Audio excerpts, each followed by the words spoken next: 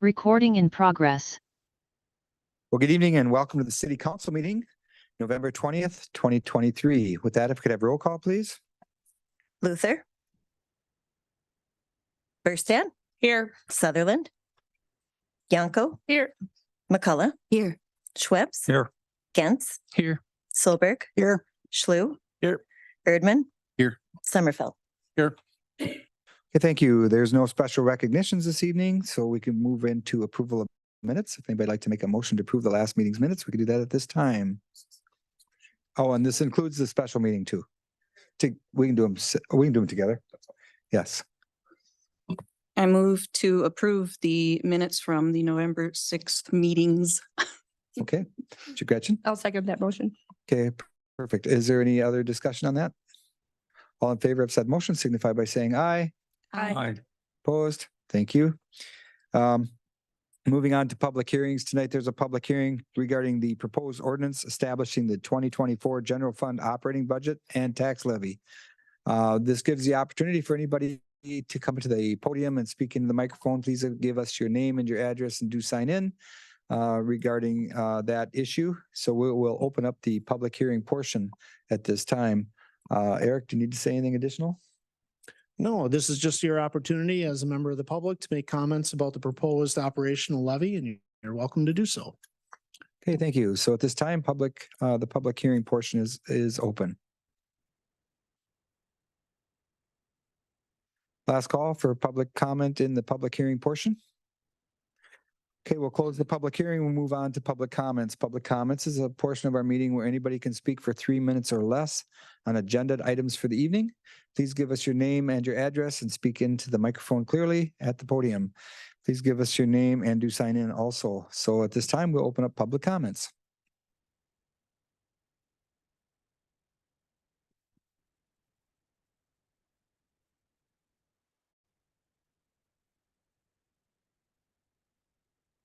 Can you push your button down on the microphone? There you go. Sure.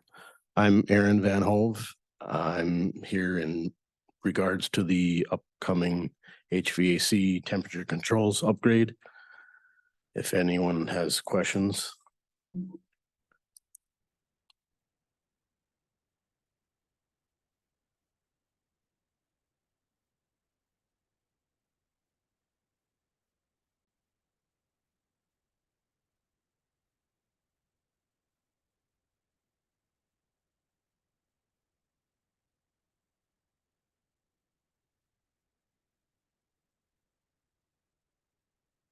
Okay, thank you, Aaron. We'll call you up if we have some questions. Thanks. Thank you for being here.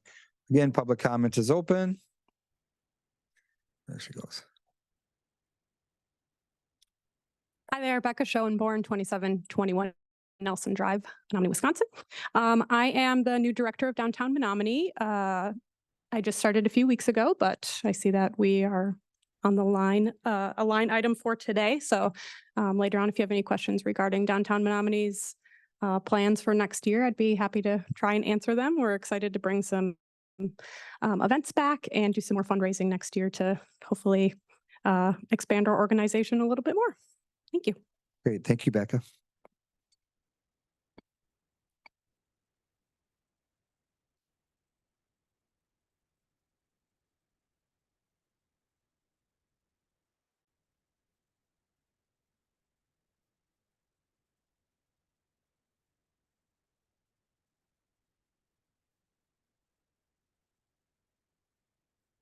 Okay, public comment is still open. If anybody else would like to come up and share, now is your opportunity.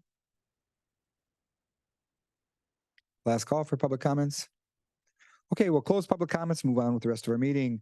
Under 5A, unfinished business would be the proposed ordinance establishing the 2024 general fund operating budget and tax levy. Eric has put together a few little different sheets. And I think I'm going to turn it over to Eric at this time. Eric, if you can take it. Yes, absolutely. Thank you, Mayor. So proposed in front of you today are the proposed tax rate calculations that we have. It's a similar form that was used in the past by the previous administrator, Lowell Prangy. We produced several different options for you. In the original packet, I had two, and then I added a third one in here to talk a little bit about that and what that could mean. So we had a couple challenges coming up this year. To maintain the same levy as we had last year would have produced only a contingency of $39,715, which makes it quite challenging for us in the event that we have some kind of an emergency or other issue that we weren't able to plan for. And the other challenge with that is because we have a change in our assessment ratio, and I'll talk a little bit more about that.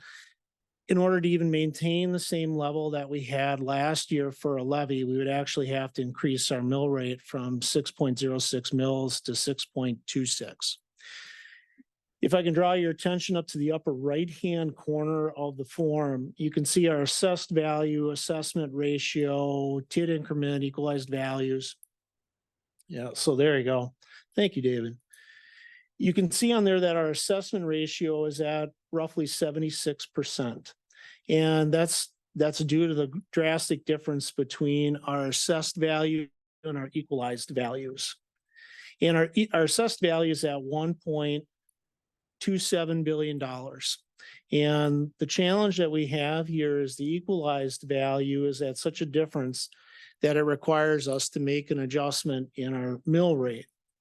Now, back in 2021, you can see that we were closer to 100%. We were just slightly over that, where our assessments were right in line with our equalized values. And that allowed us to be able to keep our mill rate lower, be able to have an increased levy, but also lower the mill rate at the same time. Until we see our assessed value start to gain parity again with our equalized value, we will have this challenge when it comes to our particular mill rate. How that can happen, that can change in the market based on what the status is equalizing our values at. It can also change based on our assessments, or if we find ourselves below the 90% capacity, because we have to be between 90 and 110% of the market value or the equalized value. If we're out of that compliance for 5 years straight, the state may require us to do another assessment, which is what we encountered several years ago. Hopefully that will not happen, but it is something for this body to keep on its radar here as we move forward here in the future. So if we want to zoom back out, what I did and try to keep in line with the past administration too, to provide some options that could be available for you. Option A is of course keeping our proposed tax levy at the same level of 2023. That's about $7.4 million. Again, and it provides that contingency level of just shy of 40,000. Option B brings us up and would require a levy increase of about $210,000, but that gets us to the estimated contingency of about 250,000 or just shy of it, which is the recommended value amount for a contingency. I added an option C, and I did this for a couple reasons for you to consider, and there are pros and cons to option C. Option C obviously creates a higher contingency level of roughly $500,000. If that's something that this body would entertain, the plan with that $500,000 would be as follows. We'd take $250,000 and assign that to our fund balance. The fund balance is essentially the balance that we have for liquid cash in the event that we need to use it. The value of having a higher fund balance is that when we do our assessments for our credit rating with Standards and Poor's, we can say that increased fund balance then provides us in a better financial position in order to raise our bond rating from an A+, which it's at right now, which is a good bond rating, to AA-. However, just here's where the drawback can be. It is not, the bond rating is not necessarily completely tied with fund balance. Standards and Poor's will also take the economic viability of the community into consideration. So they'll look at like median household income. And our median household income in Menomonie is lower in part because of students that live here, because obviously they do not have a high level of income, which is fair. And so Standards and Poor's evaluates that. So if we want to try to increase our bond rating to that AA- level, and there's a benefit to that because we can get lower interest rates on our borrowing, we would have to build up that fund balance further. And although this would help get us closer, it does not quite get us to that level. So if you want to do that, that makes a nice jump in that fund balance. Doesn't guarantee it, but we'll get there sooner. The option with, or why I'm recommending option B for your consideration is yes, it gets us to $250,000. If we're able to manage our money well in 2024, that remaining amount in that contingency, we can apply that to our fund balance. And we've done that in years past. So it may take us a little bit longer to get there, but you'll see less of an impact on the taxpayer for the overall levied amount. And taxpayers will take a little bit of a hit this year because there were some other taxing entities that had to increase their mill rates. So if we're looking at what we're doing in the city, it is my recommendation, we take a look at option B. However, if you want to consider option C, those are the benefits of choosing that particular option. Eric, I got a question. So if my memory serves me right, we had a roughly around $2 million or a little less than liquid cash assets. What is our liquid cash assets, and does this, any leftover in the contingency would roll into those cash assets? And the 250,000, if we went for option C, would immediately go into the cash asset portion and still leave roughly 250,000 in contingency. What is our current cash assets? And we were trying to get to 2,500,000, I think, or something close to that. Where are we at now? I just can't remember. We're a little over $2 million. So it would get us creeping up to that area, but it would not happen overnight. That's in part why I recommend that we may want to try to get there incrementally instead of trying to take a big jump this year. Because we may have an opportunity, if we can get our assessed value to be closer to equalized value in the next year or two, to try to make a leap like that without having to increase the mill rate so dramatically. Thank you, Mayor, for that question.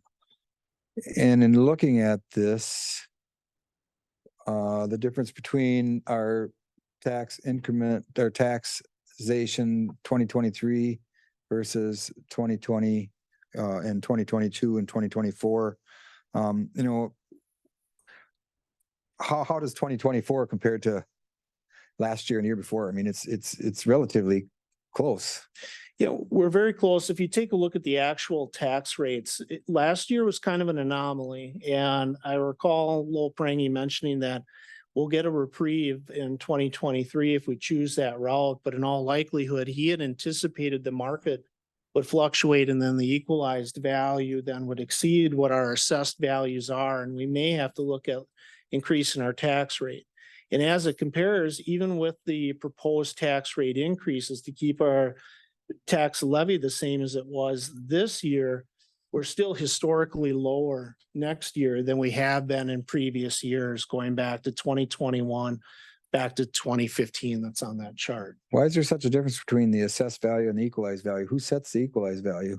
Well, the equalized value is something that is out of control by the city. That is established by the state.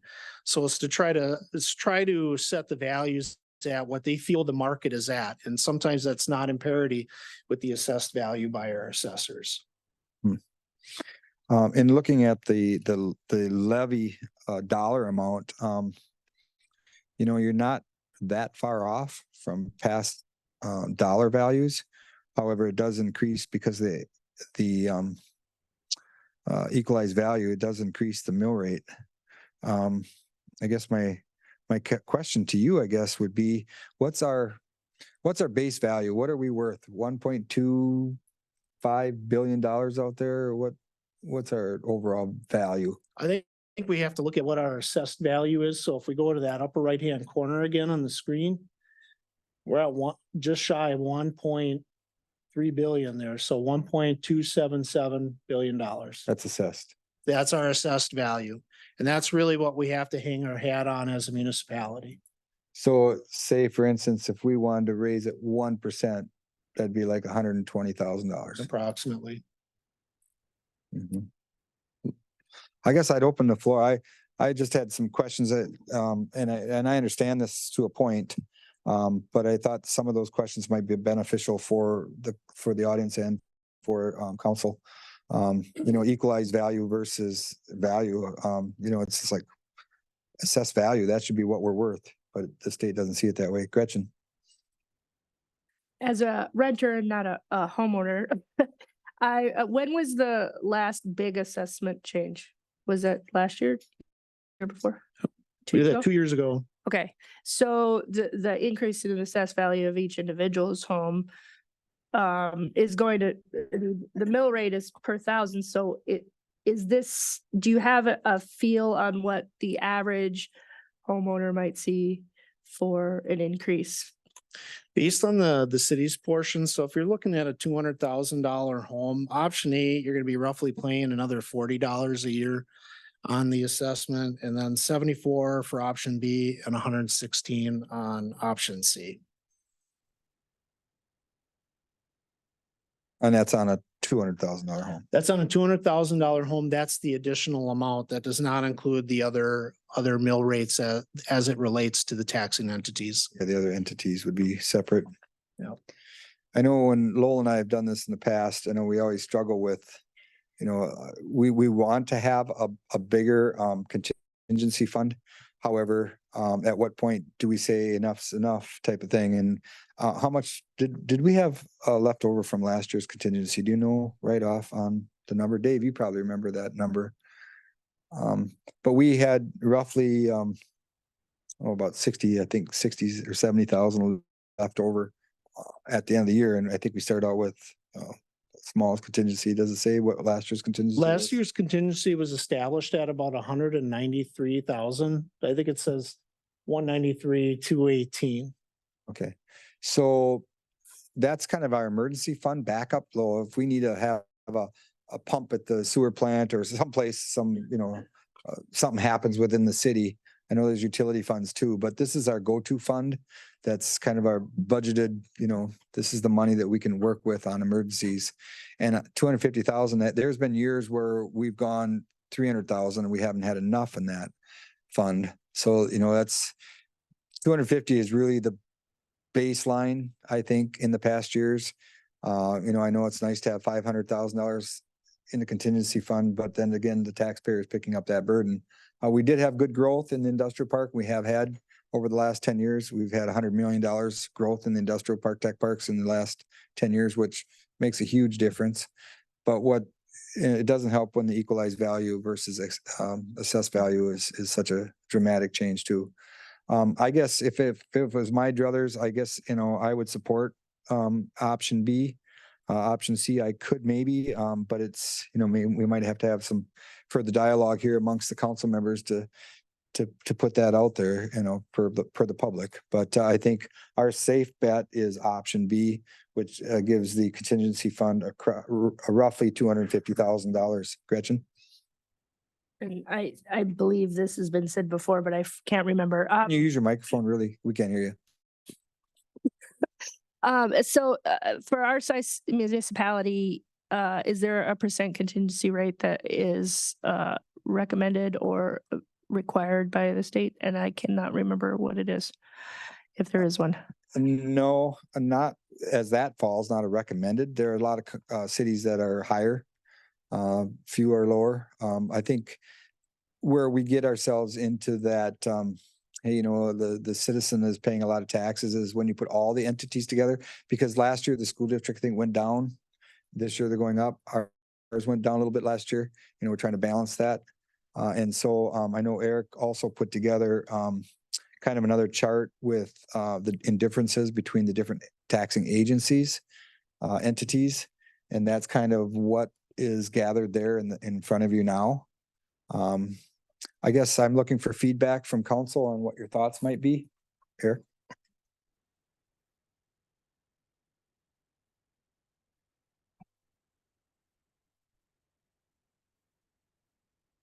Okay. Oh, there was a question about expenditure restraint. And so expenditure restraint laws, I think most of you probably remember the expenditure restraint. The expenditure restraint laws have now changed here in the state. So if we qualified for the expenditure restraint payout, we're going to automatically qualify for that again next year. And we did. So we're going to receive that payment. And then after that, expenditure restraint is going to take on an kind of a new face here in the future as it ties with our shared revenues. And that's all based out of Act 12 that was passed. So, to kind of cover that piece. To get to where you were talking, Gretchen, about kind of recommendations for contingency, it depends really on the size of the city or the village or, whatever the organization may be.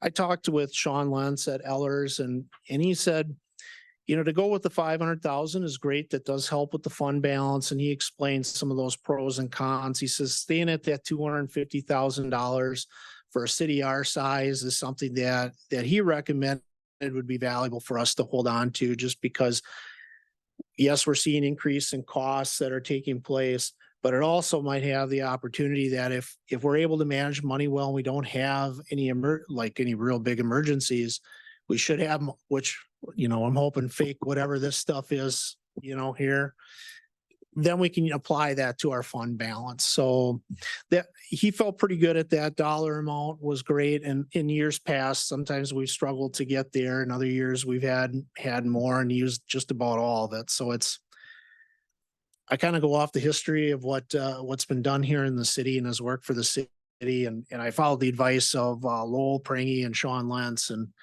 that's why I felt pretty comfortable with the 249,000. But there is no bright line rule or requirement or law as to how much we need to have. And there's arguments to raise it and lower it. It's just kind of what are the wishes of this body and where you want to take the city in the future. One thing I do want to add to this budget this year, it was a little bit challenging, I know, because Lowell Prangy had been doing it for 35 years. And I thought Eric did and others. Eric had some help, but Dave and Eric and Jamie from and then Lowell came in to kind of look over his numbers. Eric did a fantastic job with this budget this year, and I want to commend him and his staff for working so diligently to put this together. It makes it a lot easier for everyone when you can understand and trust the numbers that you're given. So I trust these numbers. I trust that they're accurate. And with that, I would open the floor to council if you want to make any modifications or changes, or if you want to make a motion or anything you wanted to do at this time, I would offer the floor to the council. Eric, do you need to add anything else? If council is interested in adopting the budget, then they would just need to identify what you would like to have for a proposed levy in the ordinance adoption that's included inside of your packet. And if you cannot come to a decision tonight too, we can hold a special meeting here before the end of the month to go ahead and make that decision. But we'll need some ordinance passed before the end of the month that we will have to submit to the state. Well, and I believe if you have a sheet like this with the picture on it, if anybody wanted to make a motion and agreed with option B, the motion is spelled out there at a tax levy of $7,645,000. That would be the tax levy ordinance. Lee? What savings would there be if we go AA- versus where we are now and some of this multi-million dollars that we are messing with? I guess I look at this and the difference between B and C is 21 cents a thousand. So for maybe 20,000, kind of an average price of some of the older homes in town type thing, be $42. Right. If it's a $400,000 house, which admittedly a lot of the, it's pretty surprising what some of these sell for nowadays, that's $84. It isn't, you can't already go out with a couple of your family and get out of the restaurant for that. So I don't know. We're a heck of a lot better shape in some of these years. Some of that contingency drove us crazy in the past, but I'm just wondering if we'd have any idea when we move one of these $5 million things using Sean, if we'd start to eat down on that $42, $84. Well, and Eric will answer this, but I think I want to add something before. I asked Lowell that one time or Sean that one time, and it was a pretty small amount. However, you never know if all of a sudden, you're in line for a large borrowing. It's like 0.002 or something like that. If I remember correctly, I could be off, but I think that's what it was when I talked to Lowell way back on 0.002%. So it's less than 1/5 of 1%. So, but Eric, I could let you answer that question. Sure. So I had essentially the same thoughts before too. And when I came in on the transition was a chance to sit in on the Standard and Poor's meeting to do the credit evaluation. And in talking with Ellers and then with Lowell on it, there will be a small savings in percentage if we're able to adjust our bond rating to that AA minus. Where Sean had advised that, Eric, it's good to get there because obviously, yes, you can shave a little bit off of that interest. However, he goes, in reality, you're able to make up a lot of that difference because you're doing 2-year borrowing. Because you do that 2-year borrowing on there, you're getting that lower interest. So he goes, it's great to try to get yourself to that AA minus because you will save some money, especially if you do the 2-year borrowing. But right now, if you had stuck with your 1-year borrowing versus the 2-year borrowing, that the 1-year borrowing, yes, we would be paying more, but because the 2-year, we're essentially borrowing at an interest rate of the AA minus. So if we did get our fund balance up, we get our AA minus eventually there, we will save a little bit, but it's not something that Sean said we should try to break our bank for, if that makes sense. Because he says you're doing well financially, the money's been managed well over the decades, you're okay. But he goes, if you want to get to there, that's how you do it, and that's how you could do it quickly. But it would still take another couple of years of investing into that fund balance to build it up. So it's just a matter of what you're willing to want to tackle for a mill rate. I think B is probably a reasonable amount, and I'd support that. And I'm a little bit concerned if we go with the C, we don't want to get careless with spending money. Because all of a sudden we got that extra 250,000. What the heck? We can afford that. And that worries me a little bit too if we get much higher, much quicker.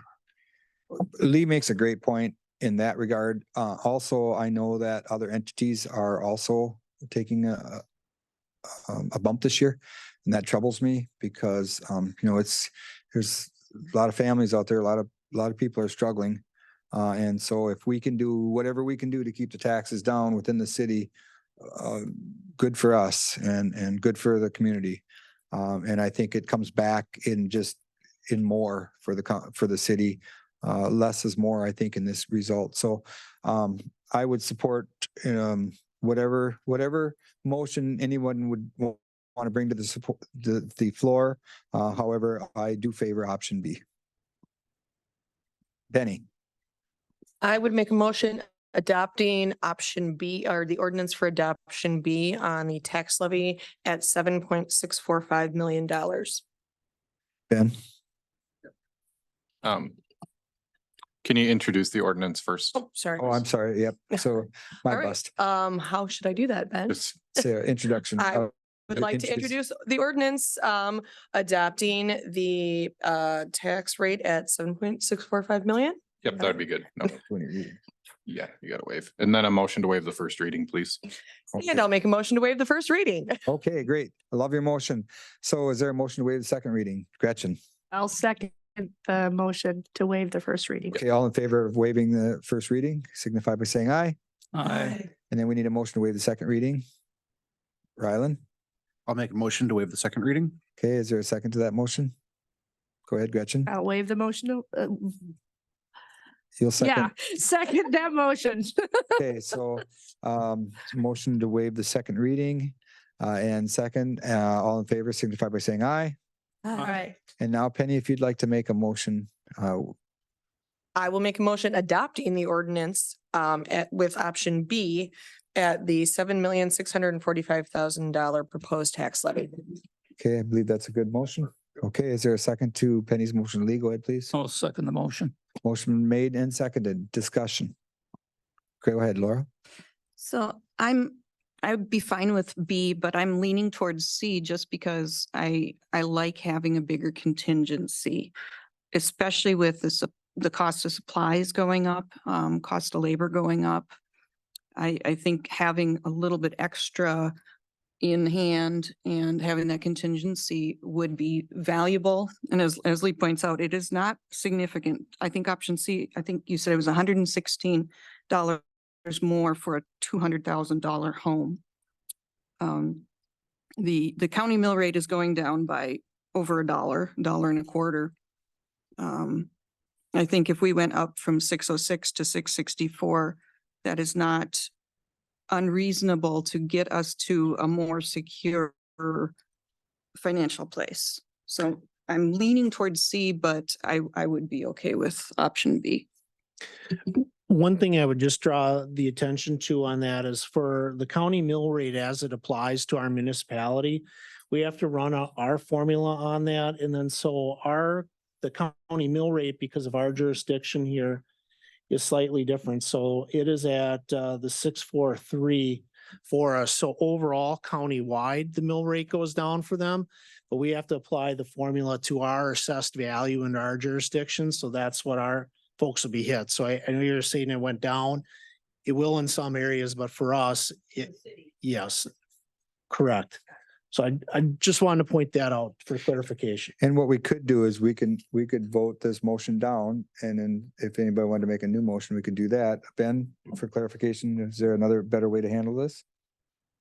That'd be about it, how we do this. So, Penny, go ahead, please. I would just I agree with Laura on the fact that yes, it's better to have more money in savings, but given that it sounds that a bunch of the other entities will be taxing or taking increases as well, I don't feel it comfortable to do that to the rest of our community. If you look back at our estimated contingency amounts in the past, it looks like our highest and our highest was back in 2018 at 265,746. And we've managed to survive fine on that. So as long as we don't spend like drunken sailors, we should be able to do okay with our fingers crossed that we don't have any emergencies. Okay, any other discussion pieces? Mary? This kind of stuff rattles my brain, but and I don't even know quite how to ask this question, but as was pointed out that our assessed ratio is 0.7595 as it is right now. Now we have two major developments going up east of town, and they will come online with taxes in 2025, January 2025. So they're assessed January 1. Should, yes. Okay. So that will screw with that number, that percentage quite a bit. Will it not? Are you understanding what I'm trying to say? I am understanding what you're trying to say. I think the numbers will be adjusting. There's no question about it. Because then we'll have the value in with the tax increment district, because both of those are in there.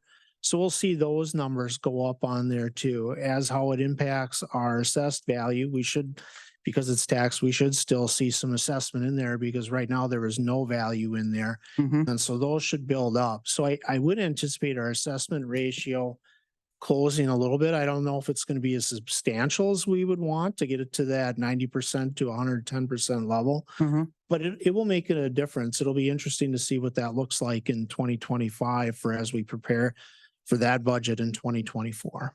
So I guess the reason for this question was would there be anything we could do now as the numbers that we're looking at to help balance, the pain or that extra assessment, bringing it up, is there anything that we could do where the taxpayers won't all of a sudden take a huge jump to make, if we do have to go to 90 to 110%, that would pinch. So, I'm sorry. No, Barry, go you were ahead. gonna speak. No. You go ahead. You have this one. I was going to say, one of the options that's available to you we could do another assessment like we did a couple years ago. And I think when you saw us going through the budget on the previous meeting, we flashed the assessments and you saw a couple years ago, the expense on the assessment was about 3 times the amount of what we normally pay in a year. We could schedule for another assessment on there to try to get ourselves closer to that. If you were interested in doing something like that next year, then I probably would ask to take a look at that option number C, because inside of this budget here, we only have the dollar value for a standard assessment by Eric Cliven and his associates. So that is an option. I guess where we're at right now, my recommendation would be to hold off on doing that. Let's see what the numbers come in next year. And then see where we're at for assessments, revisit that. And then when we talk about budgets in the fall again, we can talk and see if that's something that we're going to look at needing to do. And if it's worth that value amount to try to get us closer to that 90 to 100% or 110% of the market value. So that would be just my recommendation. However, though, if you want to take it another direction and look at doing an assessment, go to option C, we can certainly do that. I'm going to add something to that, Eric. It costs a lot of money to do the assessment. Like, it's expensive. I think where I'm leaning is we just work a little harder to try to bring more property and more value to the bottom line. We're working on today. I was in a meeting today talking a many $1 million project coming to the industrial park. It was our first meeting, so I don't know if that happens, but that's what really need to do if we want to help out our taxpayers, keep Menomonie growing, keep filling up our businesses and bringing new businesses, more homes, more investment in Menomonie, increases our tax base. I know our assessed value is maybe not where it needs to be, but that scares me because it's so expensive and it could change. Next year's, I doubt if it would, but perhaps it goes the other way. Maybe the state decides, hey, your assessed value is changed. It's going the other direction. So there is that caveat to that too. I guess, I'm a little bit hesitant on reassessing quite so soon after we just did it a couple of years, even though I know that would probably fix a lot of the problem, but then it's not a permanent fix. The state of Wisconsin really dictates to us, a municipality, what those values are going to be. So it's problematic. But again, good questions. And I want to open the floor again. Gretchen. Well, I'm a natural saver. And so option C looks really great to me in my home brain. But option B, I appreciate where we're at with regards to that, having some amount of safety with regards to the, anything that comes up. And I think over at least my time here, and since I've been paying attention closely to what the council has been doing, I feel like our maintenance levels are at a place where we don't anticipate any major fall apartness in the city. I mean, obviously something could come up like COVID that could really wreak havoc on us, but I feel safe enough with option B for right now. I mean, obviously, and especially with the other things, school district comes to mind, and what's happening there, which will affect city and county folks. I think going with option C, it's a dream scenario that I really don't want to put upon the city taxpayers at the moment. I like option B. I think we can be safe with that. Well, the other thing is to remember it's not only the homeowners that pay this, it's the businesses, it's people. And sometimes when it comes to a sales pitch from me or Eric or Dave, it's that, how much taxes, what are we gonna have to pay in taxes in the city of Menomonie, et cetera. And, that's kind of a balancing point. So just another consideration is all. Randy. I like option B. I think everybody has really worked hard on it. Eric has done a good job and you've done a good job of explaining it. It makes sense. And I guess that's what I need is good explanation. So thanks. Good. Thank you. Oh, Penny. It, excuse me, piggybacking up of what you said, Randy, it's not just the homeowners in town that are paying these taxes. It is the business owners. And if we're trying to bring new business into our community by increasing our taxes substantially, one, it's going to be harder to bring those new businesses and potential new homeowners into the community, as well as there are many people that own properties and businesses that don't live in our community. And this would, if we get too wild on our spending on the front end, they could leave town and we lose out on that money as well. Well taken. Thank you. Laura? I think this is a question for Dave. Talking about, things that break down. So the other reason one has contingency is not just unexpected, but overrun costs. Dave, do you have a sense of in the last year, how many projects had overrun costs? How many were more expensive than we expected? Well, we've certainly seen a lot of projects lately that have come in over the estimated cost. So when we bid the project out, we've just seen a lot of inflation coming. A lot of that is in our Fund 33, which is when we borrow, we are doing it through the Fund 33. So that's not necessarily hitting the general fund directly. But we've seen some of the projects that we did through the general fund. The fuel system, I believe, was out of the general fund, and that project came in a little higher than we anticipated. So we do see some of that. I'm hopeful over the next couple of years, we're not going to see as much of that as the economy cools a little bit.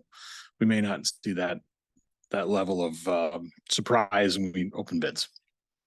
Thank you. Gretchen, your microphone's on. Thank you.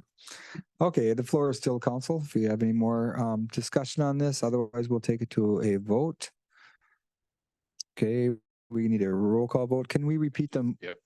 Can we repeat the motion, please, Kate? Sorry.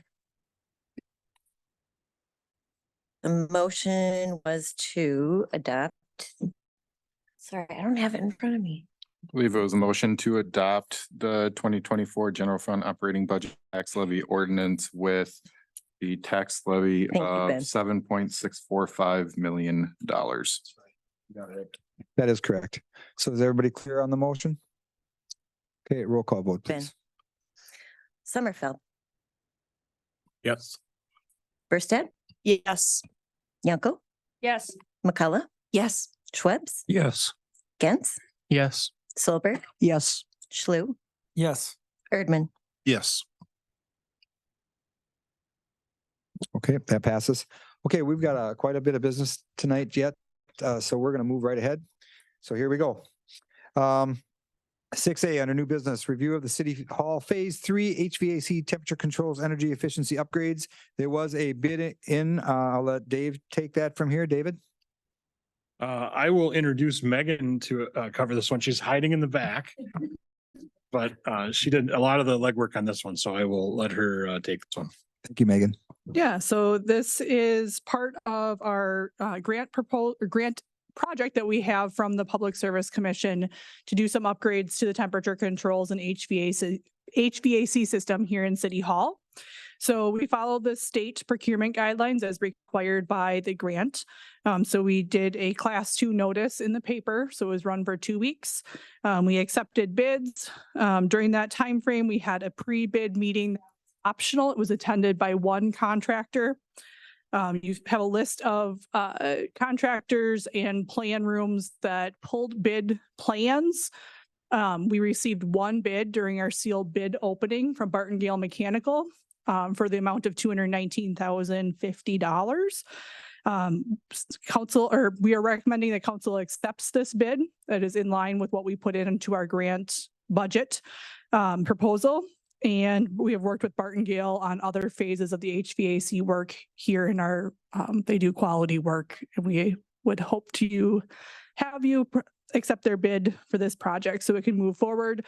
Work has to be completed by the end of June. So we would like to move forward with allowing them to order the materials and get that work started. If you have any questions, I'd be happy to answer them. Okay, any questions for Megan? How big was the dollar amount that we got on the grant? The grant itself is $141,025 from the PSC, and the city is putting forth about $80,000 in cash and in-kind match. Great, thank you. Okay, it is. If anybody'd like to support this or ask questions, you can do so at this time. Laura? I'll move to accept a bid as recommended from the Jamar Company doing business as Spartangale in the amount of $219,050. Ben? Can also add the contingent. Contingent on receipt of all necessary bonding and insurance documents. Thank you very much. Okay, and is there a second, Mary? I will second Laura's motion. Okay, motion been made and seconded. Any additional discussion? Chad? I'm just wondering if the guy could tell us what they're doing. Yeah, maybe. Megan? And what Do are you- we, do we what are have, we doing? do we have a representative here tonight? Yeah, there is a representative. from Barton Is here. there somebody want to make a motion to waive the rules? Rylan? Yeah, I'll make a motion to waive the rules so that he may come up and speak. Okay, is there a second to that motion? I'll second that motion. Oh, Laura with a second. Okay, thank you. All in favor, say aye. Aye. Opposed? Hi, good evening and welcome. And now you can speak. We will be upgrading the rest of the building with new controllers. We've already done a third of the building. All the offices will get new controllers, more efficient control. New sensors, which helps with better efficiency, better control. The hot water system, will be upgrading that with the new controller, new sensors. Two of the air handlers that are left, we'll be adding new control panels, new controllers, upgrading sensors, dampers, recommissioning, making sure they operate the most efficient possible. Does that mean that there'll be heat in the mayor's office? I'm just curious. Yes. Okay. Otherwise, it's kind of funny when I have to run to the front and I've got my slippers on. So, And we'll find if there's issues, we'll make a list as we go through commission, and if there's mechanical issues, we'll bring them to Megan's attention and address them. and I as know we go. we've worked with your firm before. And how overall, I think this building is in great shape, but how long do you think this process will take? Probably a couple months for sure. So once you get started, it's a couple months process. All right, cool. Any other questions for, I believe it's Aaron, is it? Yes. Aaron? Is there any other questions for Aaron? No? Thank you for being here tonight, by the way. You're welcome. Appreciate it. Okay, that gets us back to the floor.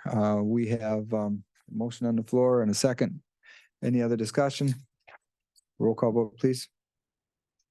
Berstad, Yes. Yanko, Yes. McCullough, Yes. Schweppes, Yes. Gantz, Yes. Silberg, Yes. Schlü, Yes. Erdmann, Yes. Sommerfeld. Yes.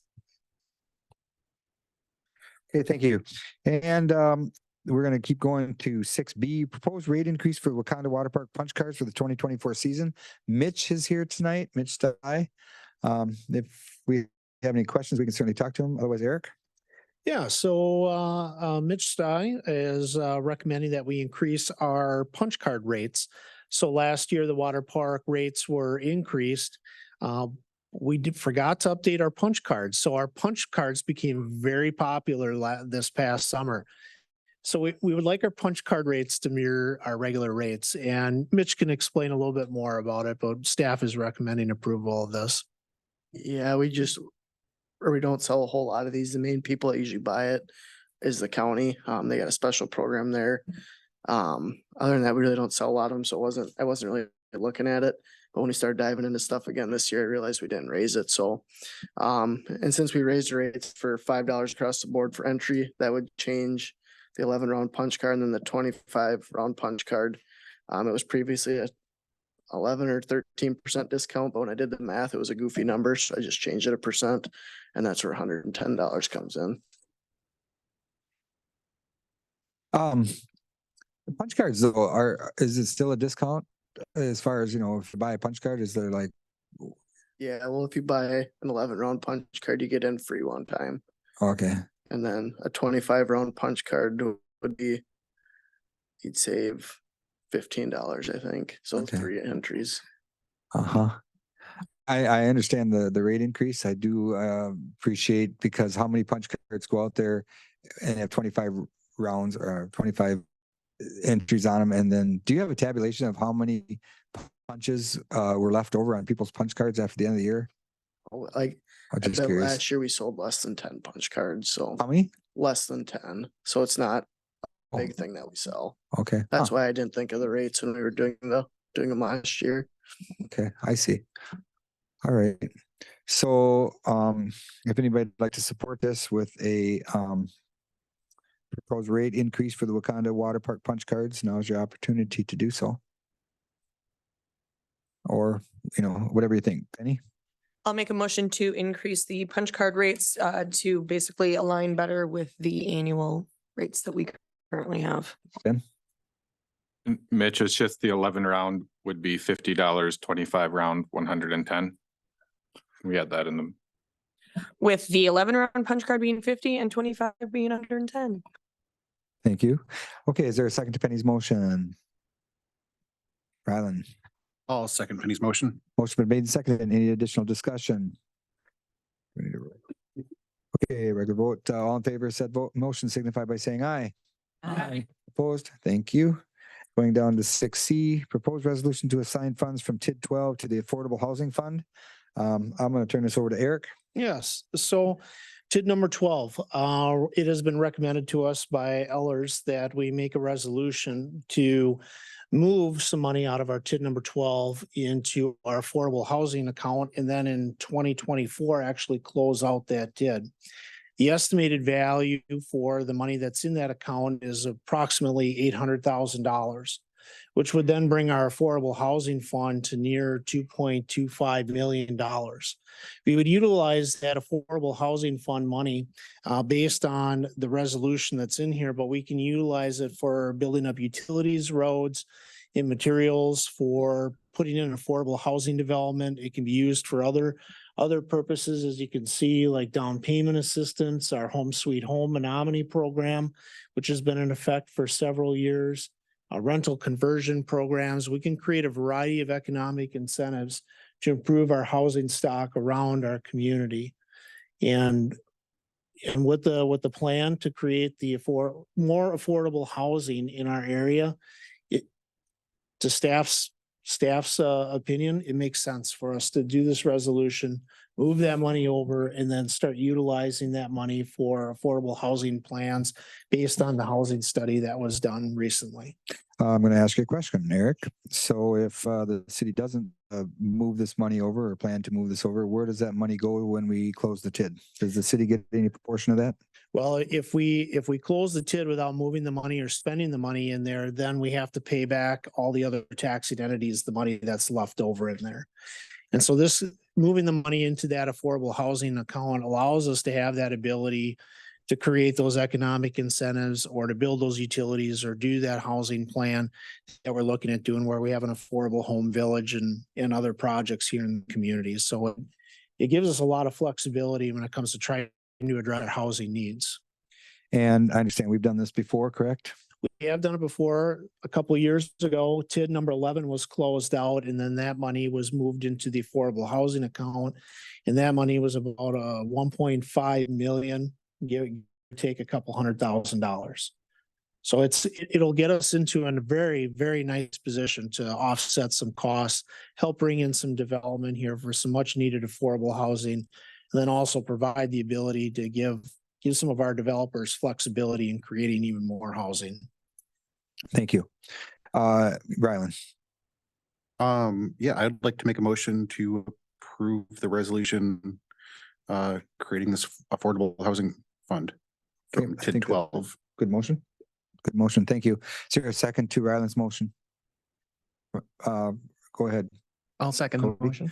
Okay, motion second, motion made by Rylan, seconded by Cody, to adopt the resolution to assign funds from TID 12 to the Affordable Housing Fund. Any discussion? I got questions, Laura? The resolution says at least 75%. And that's, I assume since Ben's looked at this, it's okay to say at least 75%. How will we figure out what? We don't know the exact percentage that's going to be left over in the TID. Got So it. that's the associated number that goes with that. Got it. Chad? Does this money show up on those other tax entities' balance sheet? It'll show up on there if we don't move that money over. So if, let's say next year when we go to close the TID and we haven't moved it into affordable housing, or we haven't spent it on other developments, that money then has to be distributed out proportionally to those other taxing entities. So then it would show up into their balance sheets and their revenue accounts.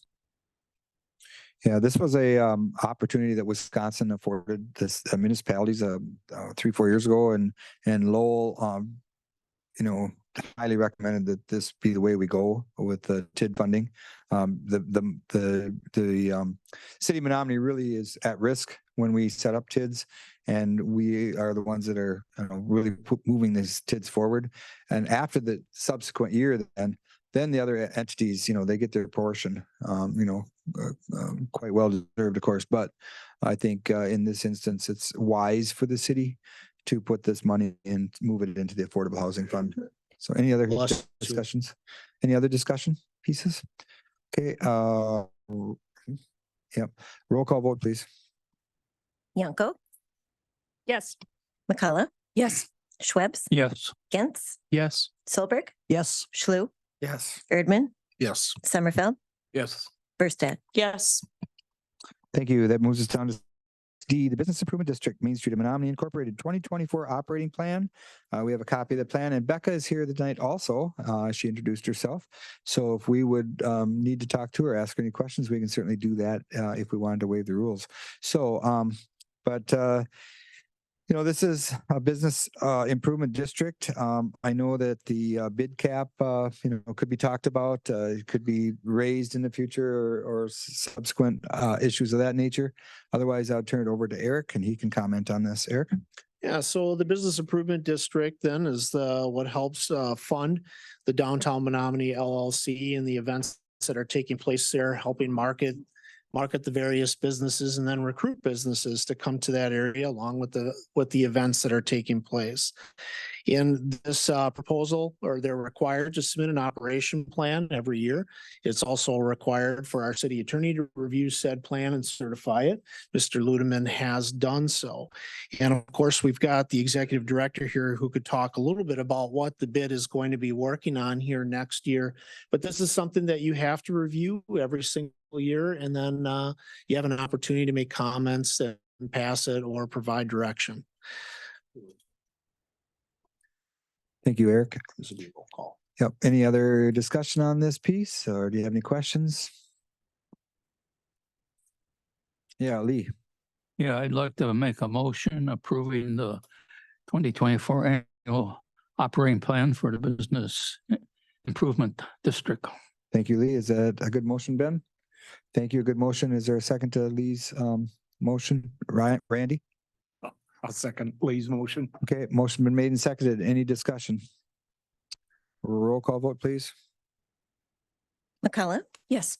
Schwebs, Yes. Gentz, Yes. Solberg, Yes. Schlü, Yes. Erdmann, Yes. Summerfeld, Yes. Berstad, Yes. Yanko. Yes.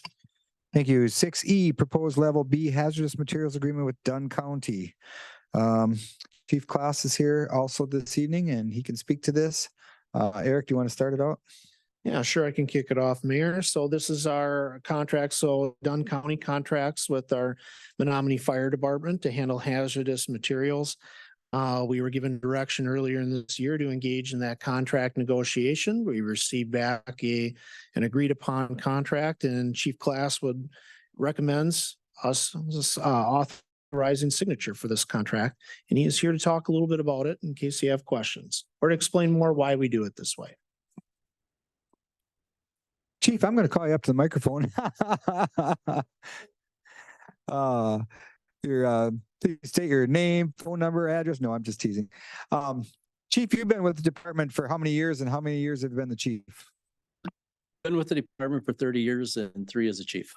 Wow, that's a good stretch. Thank you for your services. Now, I understand you've been out negotiating and so forth and so on too, but this one here is the level B hazardous materials. What is a level B hazardous material? We have members on the department that are trained to this level to respond to most incidents of known chemicals. If an unknown substance is released, then it moves to a level A. And then we would call on Eau Claire. Eau Claire's combined teamed with Chippewa through the state hazmat response system. But for anything local, our department can handle and for known substances. So when you say local, how far out does that go? I mean, do you handle something in Boyceville, for instance, and so on? Correct. This would cover the entire county. We also have an agreement with Pepin County. Okay, so you guys have worked in unison together. Correct. So if there was a train derailment, for instance, you would be one of the first ones out there, for instance. Correct. We were up in Napa a couple of years ago. Okay, yep. Or if there was an accident on the interstate, for instance, you'd cover that too. Correct. Okay, so even if there's something on the rail line or, you know, interstate highway, if it's in Dunn County, you get the call. Absolutely. Okay. I guess my next question is, I know this is important. And Dunn County, they've been really good to work with. How did this play out for you working with the county? It was decent. Obviously there was some give and take with the payment. But I think it benefits everybody. We've got the people that are trained and they've spent a lot of time getting that training and going through recertifications. So I think it benefits everybody in the county and surrounding counties for us to be able to do this and for the city to agree to have us be able to respond outside of the city limits for this is that's kind benefit for everybody. That's kind of the hinging point on this, isn't it? Correct. Ben? And Chief, correct me if I'm wrong, the county is required to basically provide this, which is why they contract with the city to provide it, correct? Through the state, counties have the option of designating a level B hazardous materials team. If they do not designate, then they are not eligible for an EPCRA grant or funding through the state for certain things. So by them designating Menomonie Fire Department as a level B team, they can get some state funding for certain things. So. Well, I think it's great that that this has come to our table this evening. So with that, I would pass it out to Council. Ryland? Just curious, what are some of the common level B hazardous materials that you encounter? Anything that, if you had a fuel spill, milk, certain quantity of milk can be considered a hazardous material. We were just down on the border of Pepin and Buffalo County last week for a fuel tanker that rolled over. Very low response numbers for the year, but obviously it can be very intense for something like that. We got very lucky in Knapp here a couple of years ago when we had the derailment. There were no hazmat cars with that. Obviously, you watch enough national news that happens daily. So with the amount of traffic we have on the interstate, you just never know. So. Okay, great. Any other questions for Chief? Does anybody want to support this with a motion? Oh, Mary. Mary? Okay, I would make a motion to support the Dunn County Hazmat revised 5-year agreement as presented. Okay. Okay, good motion. Is there a second to that motion? Penny? I will second Mary's motion. Okay, motion been made and seconded to support the proposed level B hazardous materials agreement with Dunn County. Is there any additions to that, Ben? Okay, any discussion further? Okay, all in favor of said motion signify by saying aye. Aye. Opposed? Thank you, Chief. Okay, it brings us down to 6F. Proposed Wakanda Water Park Pool Improvement Rebid. David Schofield. Yeah, so this is on your agenda tonight because we're looking at maybe changing a little bit of the direction that we had previously discussed with you. And so we wanted to make sure that you were still on board with this. So just a little bit of a history lesson. So back in November of 2022, the council approved design and bidding of phase 1 of the Wakanda Water Park project. At that time, the estimates were $1.6 million. We borrowed for that in series 2023A, and the bids were open in August of 2023. At that time, we rejected a bid of $2.67 million because it was kind of off scale high from what was anticipated. And so council directed us to work with Cedar, try to find ways to reduce the cost of the project to a more manageable level. We've met a couple of times with Cedar. They've done quite a bit of work in trying to find avenues to reduce that cost. And Chris Dressel is here to give some presentation. And then, so I'll let him present that, and then I'll jump back in if that's all right with you folks. Yes, we probably, do we need he's staff, he's engineering firm? Okay, very good. Thank you. Chris? Hey, thank you, guys. So yeah, as David had explained, with the history of it, basically the bids did not come in favorably due to some market conditions that we've all been kind of dealing with. So basically what we ended up looking through is, we looked at how could we do basically the same design and get the cost down into a manageable amount. And after meeting with Dave and the staff, we came to the realization that we really weren't going to be able to get it down to that manageable level that we wanted. So what we decided to do is instead of planning for a future additional activity, the thought was if we do that, we would have to do a separate addition or a separate structure to accommodate the filter system and the pumps that would come into play with that. So in the result, we came up with a few different options, quite a few different options, but ultimately we kind of landed on essentially three different options where we looked at utilizing the same sand filter system that we had in the original design, but being able to bring it into the existing building because we weren't planning for that future pump and activity and filter system. So that allowed us to fit that in there. Then we also looked at basically a similar sand filter system that instead of horizontal tanks, they are vertical tanks. But the cost was pretty much identical between those two.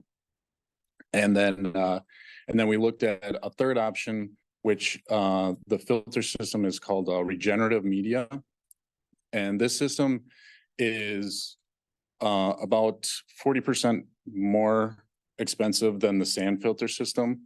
However, ultimately it will save in operational costs. It uses less water and less times that you have to backwash and dump treated water out, water that's treated with the chemicals and water that's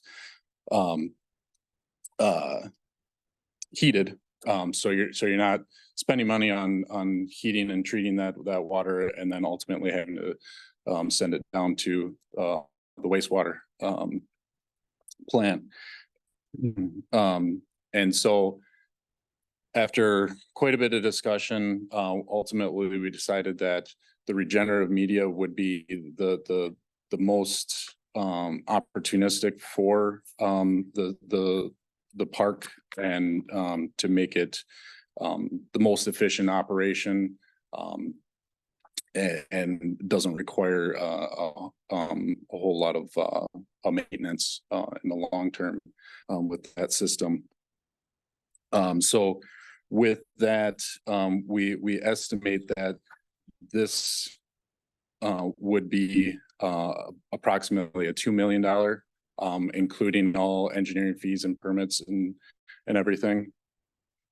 So that ultimately saves us over 500,000, close to, so it was $73,000 from what the bid was from the original design.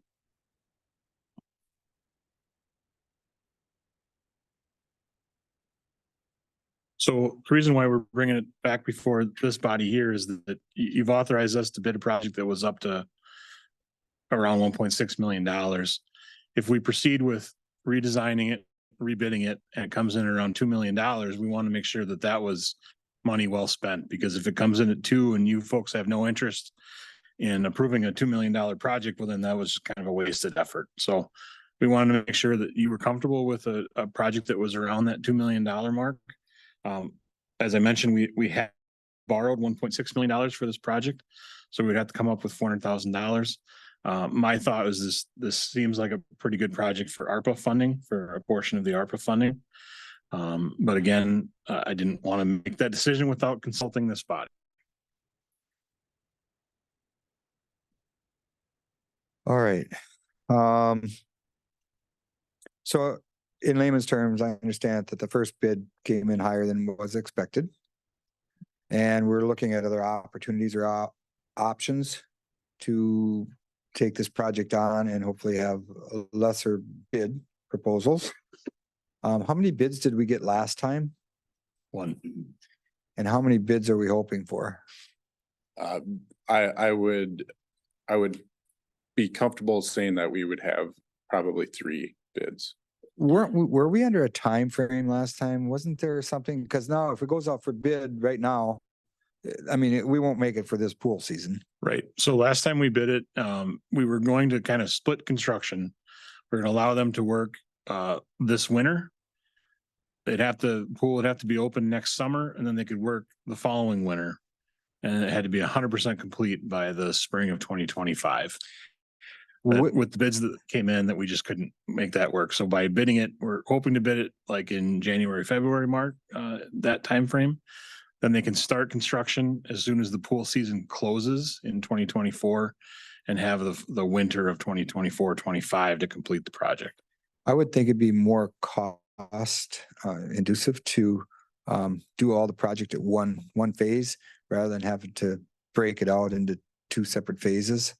And hopefully maybe the timing will be better for additional bidders and so on. So I was, you look at these numbers and it's just staggering to think it's cost this much money for that type of work. It's just hard to fathom, but I understand it is what it is.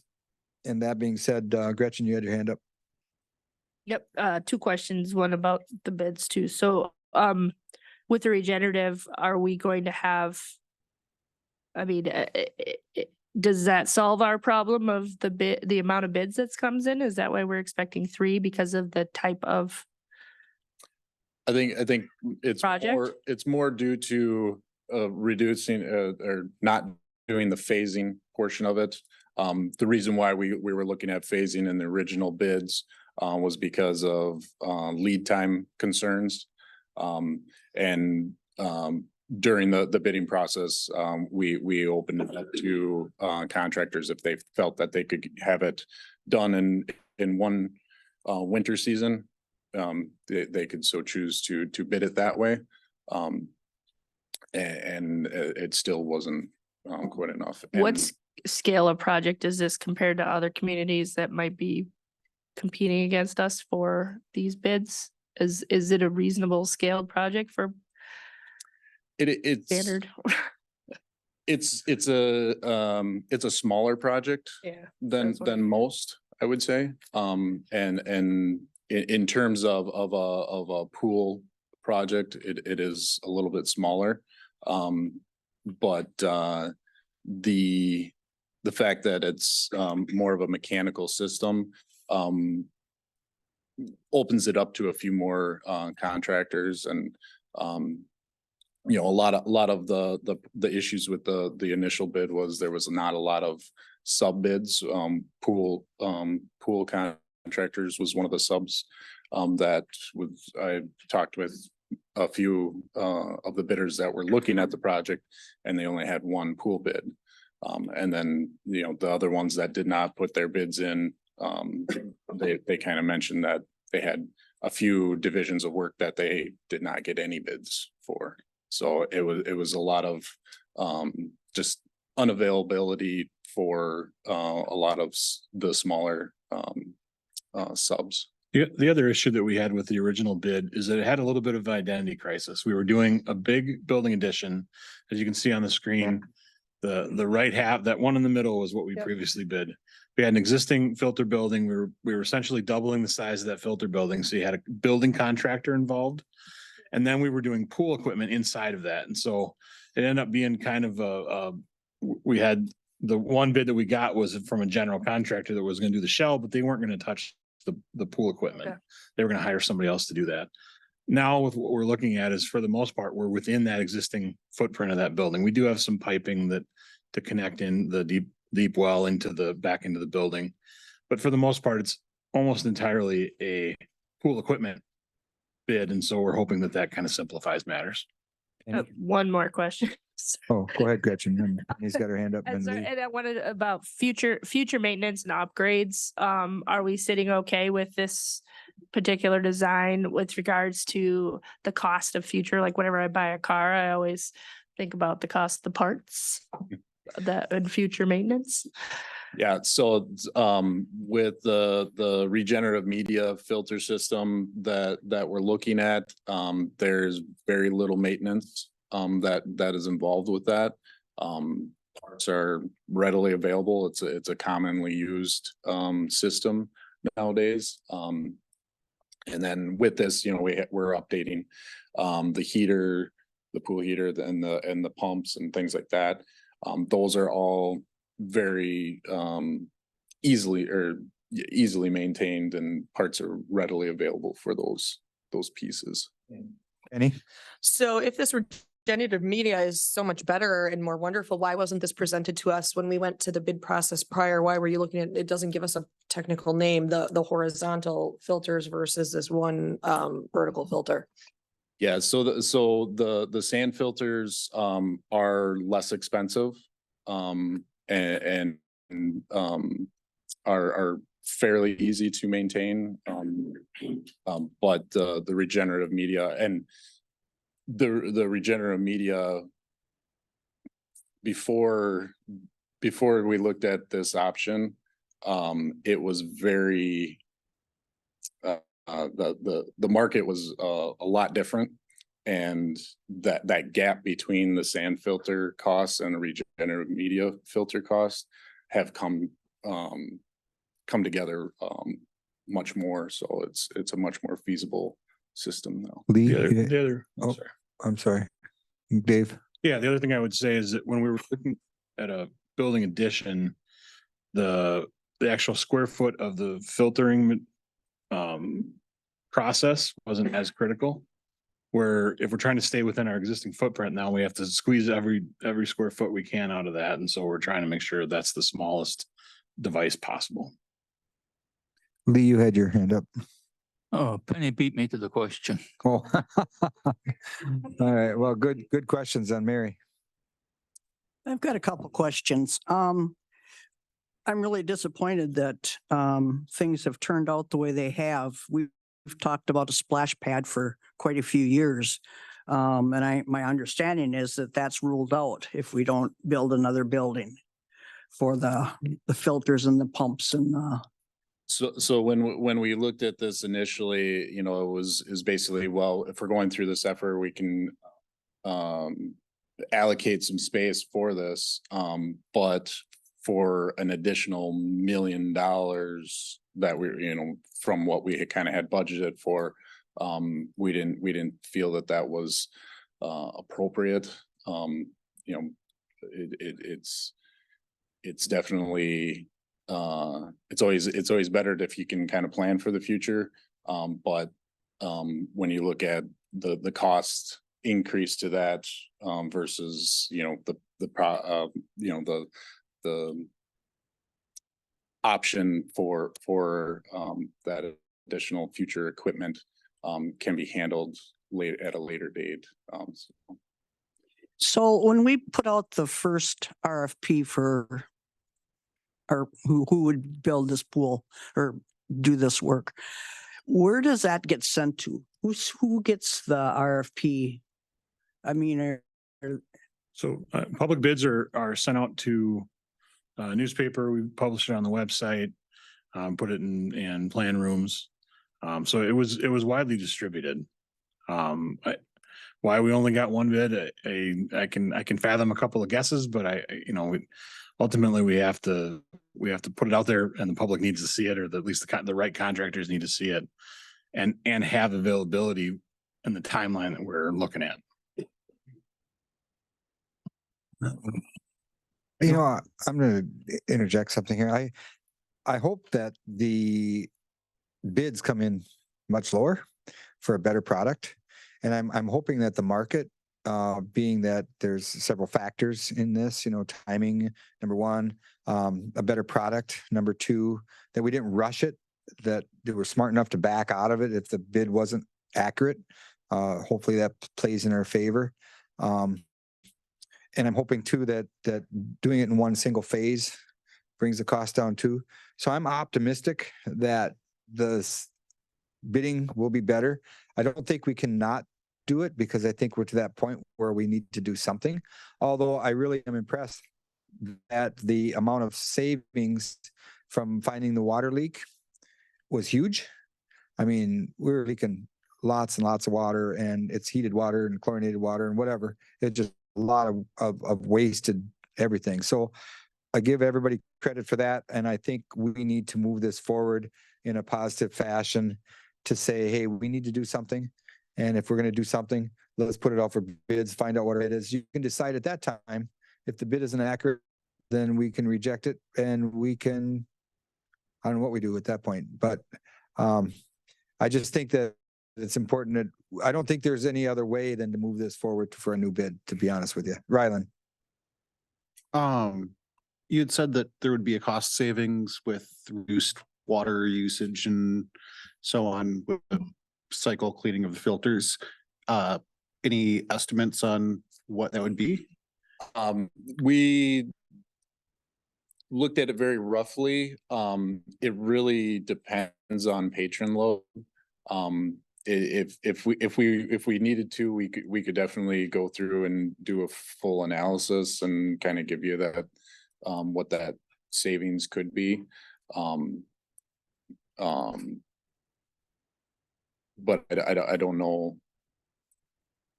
I don't know if that's going to sway your decision one way or another. No, I was just wondering if it was, in the dozens of dollars or thousands of dollars. No, it would be, I would venture to guess that it would be, up in the thousands of dollars. Anybody else have any questions for Chris? Thank you for being here, by the way. Appreciate that. Dave, you got your microphone on yet? Chad? I got one. I just don't understand why we can't buy equipment. Why we can't buy the Why equipment? can't we buy the equipment? We'll save 10% right there. So owner direct purchase is absolutely a thing that we can do. One risk that you have when you do owner direct purchase is that there's anything wrong with that equipment, it's your equipment. No, they provide the warranty. But I'm dealing with the company rather than the contractor. So if there's, Right. Right, but let's just say that the port was supposed to be here and it's actually over here. I just bought that. It's my thing. And so I deal with all the ramifications of that. We can certainly look into it, and I'm not against that. Yeah. Well, and I think that's, I like this idea. I like the suggestions like that, because that's something I wouldn't have thought of. And so, anytime that we can come up with good suggestions, it makes brains work. And I think that's a good suggestion, Chad. I think that there's probably arguments on both sides of that equation. However, I think Dave, that's something that he wrote it down to himself. I saw the pen go. So we'll look into that, Chad. Thank you. I work for a mechanical contractor, and we run into this all the time. We tell them, if you want to save money, this is one of your options. Yep. Nope. And I get where you're coming from. I agree with you. I just don't know how it flows into, I'd like to have our own street paver, and I'd like to do our own streets too, and so forth and so on. But Lowell never would let me do that. Actually, Lowell and Randy both, but there are benefits to that. I can see that if we have the, maybe the information or the accurate information, I guess, for the expertise. Whereas I'm not sure if that exists or not, but we do have engineers on staff and so forth.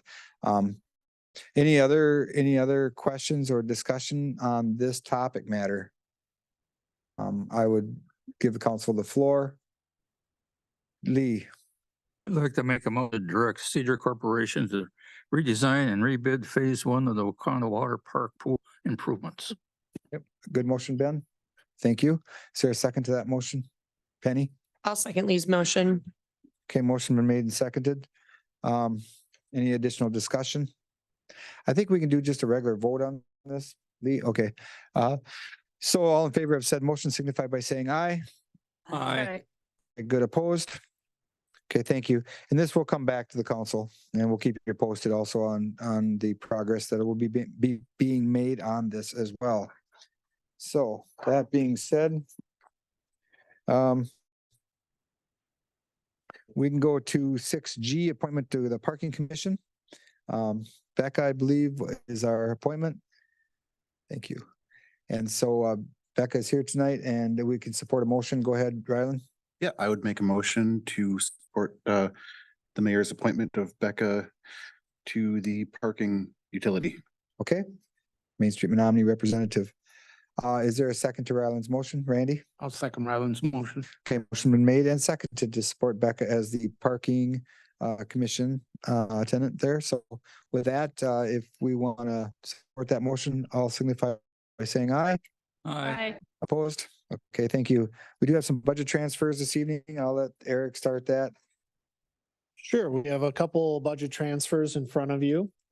We have one from they are looking to move some money from the traffic violation program that they do not plan on expending funds out of. And they'd like to move that into their schools and conferences. That account is used to help pay for training for new hires and current officers, and they've had an influx of new hires. So of course, they need to have some specialized training along with some new supervisors that have been promoted in the department. So they're looking to try to be able to get them into classes and cover those expenses. The next budget transfer we have from information technology.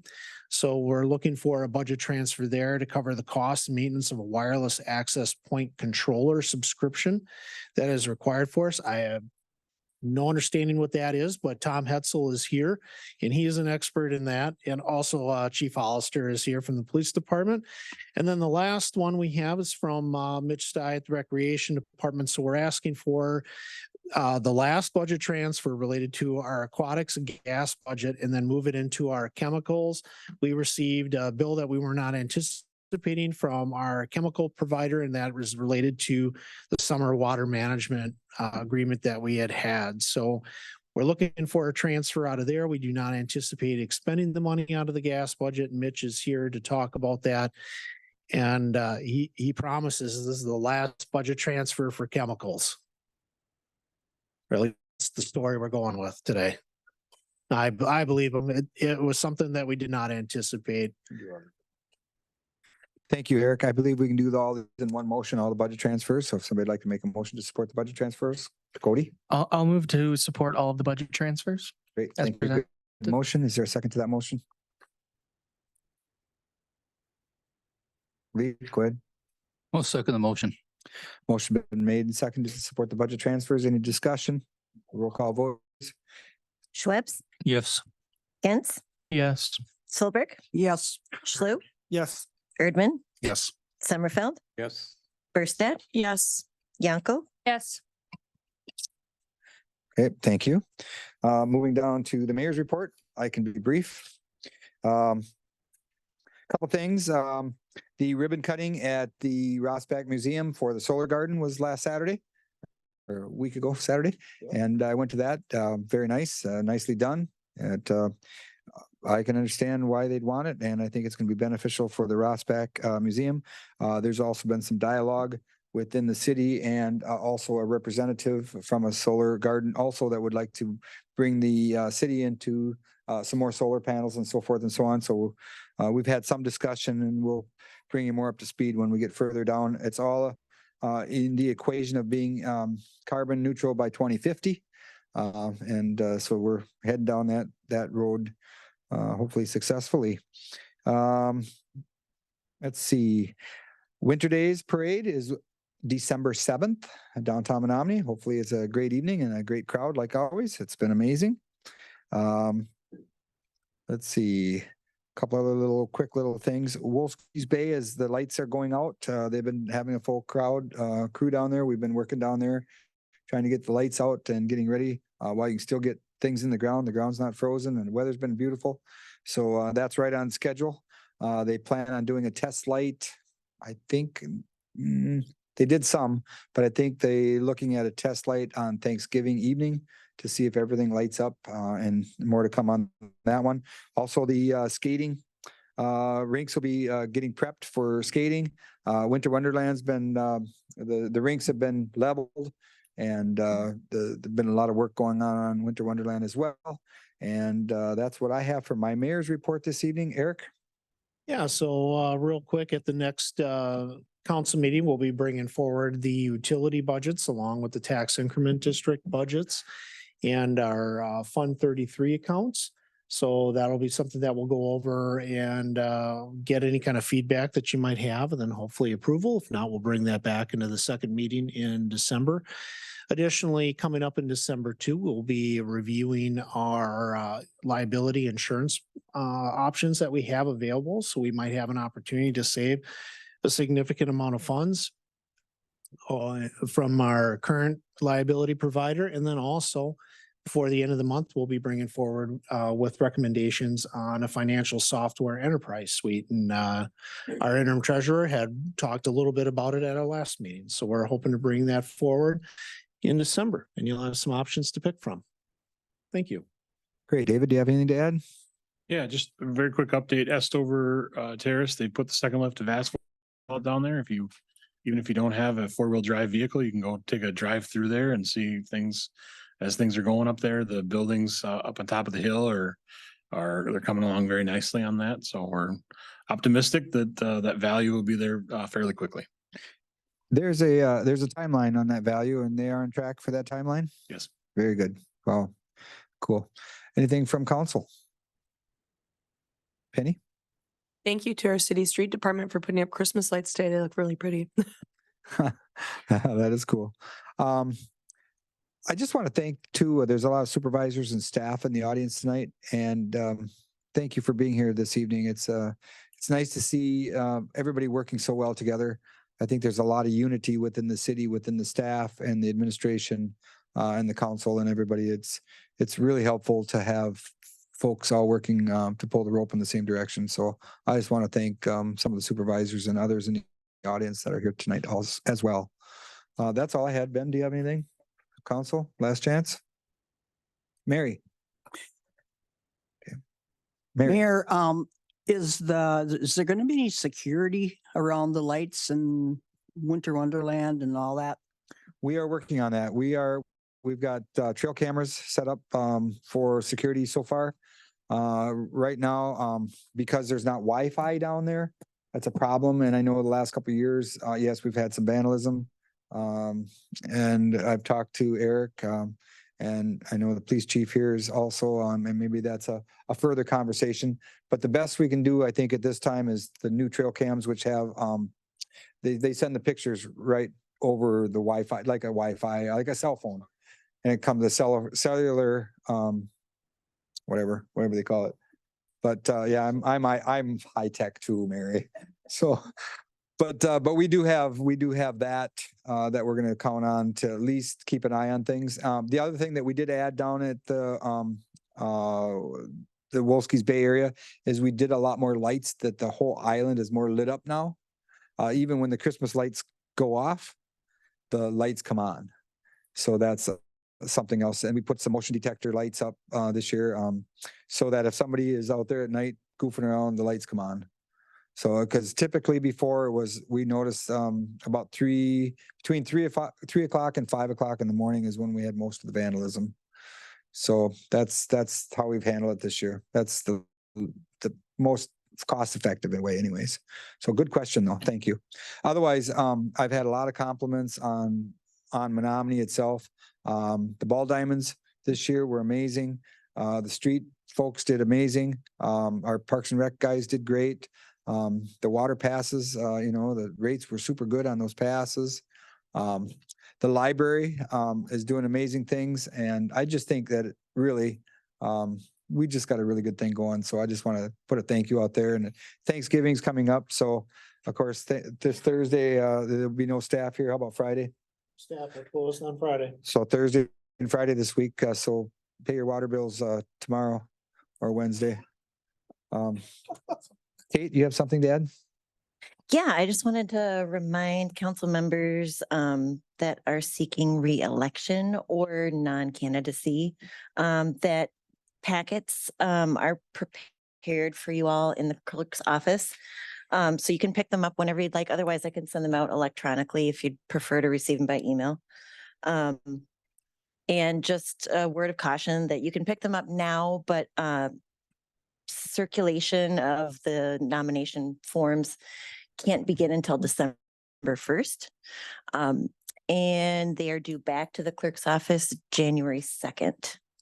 And if you do not want to seek reelection, you do still have to submit a form of non-candidacy, and that deadline is December 22nd. So you got a little time to think about it. Okay, thank you, Kate. One more quick announcement is there was a fundraiser last week and it was very successful.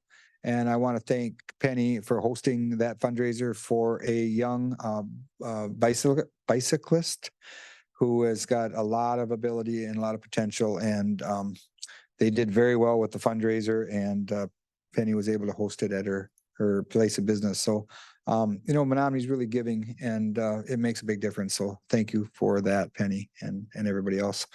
Okay, we're going to keep our meeting moving then. So with that, we can go on into claims. There was updated, amended. Okay, there was amended claims list in front of you this evening. Mary? I would make a motion to approve the very long revised list of claims as presented. Thank you, Mary. Is there a second to that motion? Chad? Second Mary's motion. Okay, the motion's been made and seconded. Any discussion? Roll call vote, please. Gantz, Yes. Solberg, Yes. Schlu, Yes. Erdmann, Yes. Sommerfeld, Yes. Bursted, Yes. Yanko, Yes. Schwebs. Yes. Okay, thank you. There's no licenses tonight, right? No licenses. So that would move us into the possibility of going into a closed session. We would need a motion to go into closed session.